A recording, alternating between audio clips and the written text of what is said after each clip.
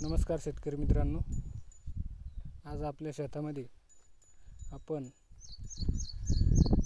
सरकी आणि भुईमुग मिश्र लावलेला आहे। 1 तास सरकीचं आणि 1 तास भुईमुगाचं। तर त्याला आपण आता आज डावऱ्याच्या साहाय्यानं भरती लावत आहोत।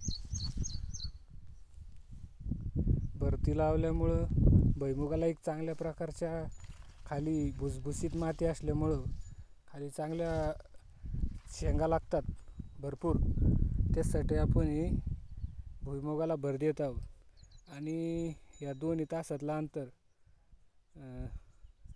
कपाशीचं अंतर 4 फूट आणि भुईमुगाचं अंतर 4 फूट, म्हणजे 2 तासात कपाशीच्या आणि भुईमुगाच्या 2 तासातलं अंतर हे 2 फूट आहे।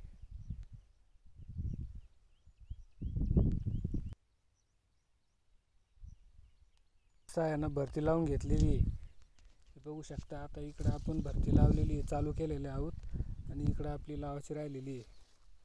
तण पण 100% नायनाट झालेलं आहे, पूर्ण तण दबलेलं आहे याच्यामध्ये। इकडं बघू शकता तुम्ही किती तण आहे वावरात।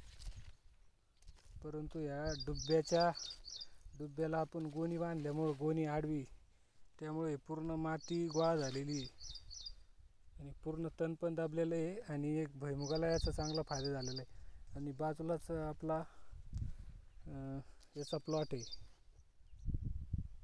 मुगाचा, त्याला पण एक चांगल्या प्रकारचे आता शेंगा लागलेला आहे, फुलं आणि शेंगा लागलेले आहे। 15 दिवसात तो पण आपला चांगल्या प्रकारचं शेंगा निब्बर होतील। आता बऱ्याच काही शेंगा आपल्या निब्बर पण झालेला आहे। आता ह्याची लागवड आपली 10-11 जूनची लागवड आहे। 1.5 महिना या प्लॉटला आपला झालेला आहे आणि भुईमुगाच्या प्लॉटला सुद्धा आपला 1.5 महिना झालेला आहे। तर व्हिडिओ कसा वाटला नक्की कमेंट करून नक्की सांगा।